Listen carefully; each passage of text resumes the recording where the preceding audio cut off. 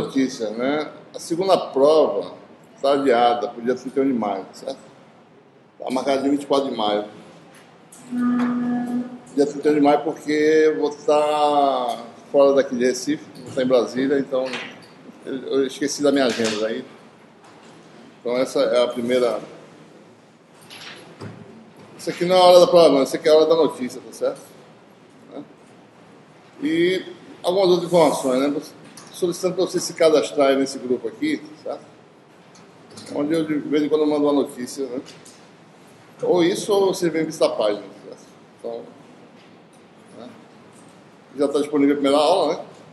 Alguns de vocês já devem saber disso, certo?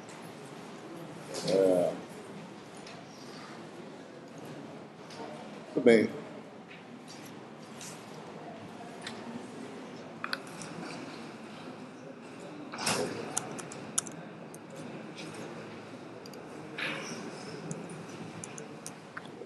Bom, vou falar hoje sobre, em resumo, nessa aula de hoje, a gente vai falar sobre transformações de coordenadas e vetores, né? Transformações entre os três sistemas, né? E é a partir daí que a gente vai poder identificar, né, quando um vetor varia e com que coordenadas esse vetor varia, certo? Então vai ter essas leis de transformação, né? Essas transformações podem ser colocadas em forma matricial, como a gente vai ver, né? Depois disso, a gente vai falar sobre integração, né? No capítulo 3, a gente vai falar sobre diferenciação, né? Em geral, em cálculo, a gente primeiro estuda a diferenciação, depois integração, né? Ao contrário, certo? Aqui, nossas operações diferenciais, a definição dela no espaço tridimensional, necessitam de se conhecer operações de integração, alguns conceitos, né? De integração no espaço tridimensional, algumas terminologias, né? Como, por exemplo, o conceito de fluxo, né? Que é uma integral de superfície e assim por diante, né? Então, por isso que a ordem, no caso aqui, é primeiro integral, certo? Nessas três categorias aí, de linha, de superfície e de volume. Depois a gente vai falar sobre as operações diferenciais que a gente emprega na teoria eletromagnética, né? Inicialmente, vamos ver como a gente supõe que você tem um vetor, certo? Expresso em coordenadas cartesianas, né? E a gente quer mudar esse vetor e expressá-lo em cilíndrica, né?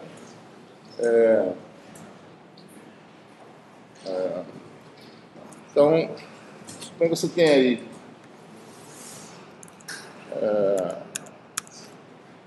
um vetor, digamos,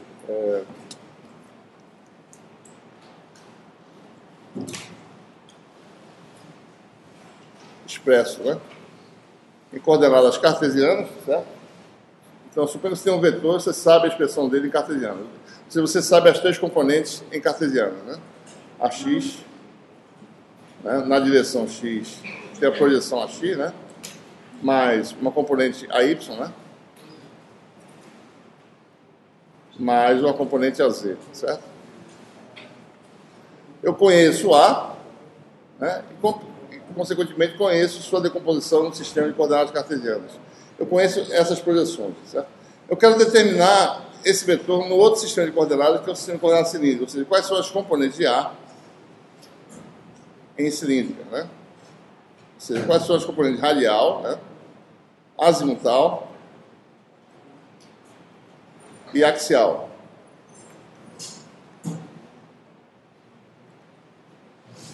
Né? Então, esses parâmetros aqui são incógnitos, né? E eu conheço esse parâmetro aqui, certo? Que é o mesmo, né? Não mudou, certo? Então, o que a gente faz? Álgebra vetorial, né? A componente radial é a projeção de A na direção do vetor unitário AR, né? E assim por diante. A componente azimutal, a mesma coisa. A projeção de A na direção azimutal. E a componente AZ, a projeção de A na direção AZ. Ou seja, a componente radial é obtida simplesmente fazendo A escalar AR, e aí eu vou pegar o que eu conheço de A, sua expressão original, que é a X, né? Mais a Y, né? Mais a Z. Produto escalar, né? com o AR, certo? Tá?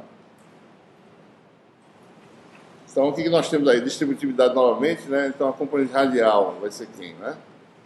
Vai ser AX vetor unitário, versor, né? Escalar AR, mais AY, versor AY escalar AR,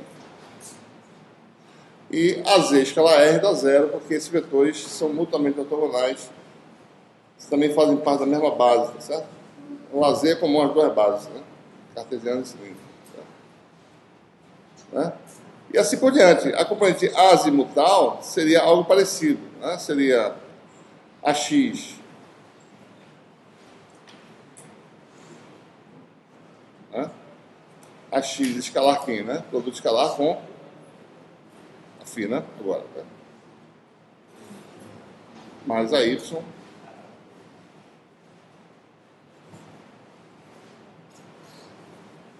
escalar a φ, né? E por sua vez a Z, certo? Vai envolver produtos escalares, né? AX escalar a Z, no caso, isso aqui muda para Z, né? A Y escalar um AZ. Só que a X é ortogonal a Z e a Y também. Então a Z vai dar a Z. Né? Mesma componente, certo? Não vai mudar. O vetor tem a mesma componente axial nos dois sistemas, né? Tá. Então resta para a gente saber quem são esses produtos escalares aqui, ó.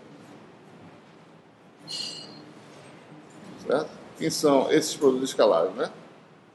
A Y escalar R, a X escalar R, a X escalar φ e a Y escalar φ. Certo? Em termos das coordenadas, né? Certo?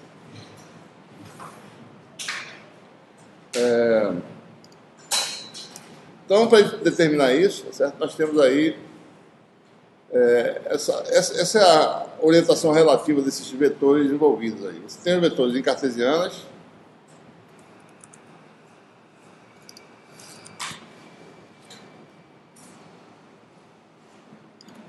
vocês têm os vetores em cartesianas, que são AX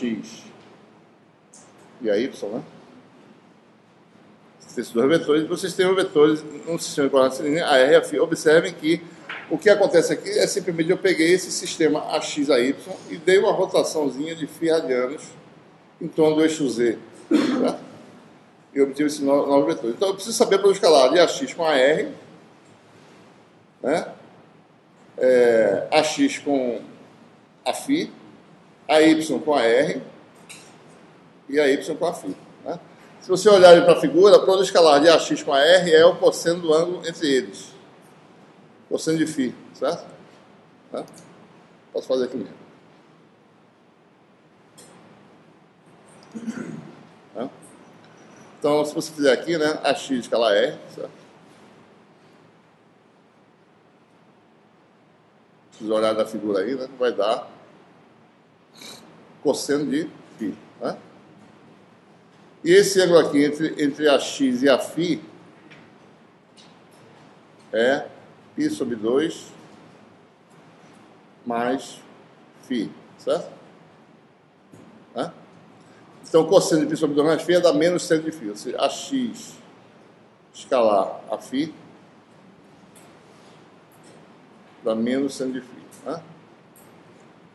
Certo? Por sua vez, a Y escalar R vai dar quanto? Vai dar o cosseno desse ângulo. Isso aqui é π sobre 2 menos φ. Tá? E a Y escalar φ, esse ângulo aqui também é φ, né? Certo? Então você tem aí a Y escalar a φ igual a cosseno de φ, certo? E a Y escalar R dá seno de φ, né?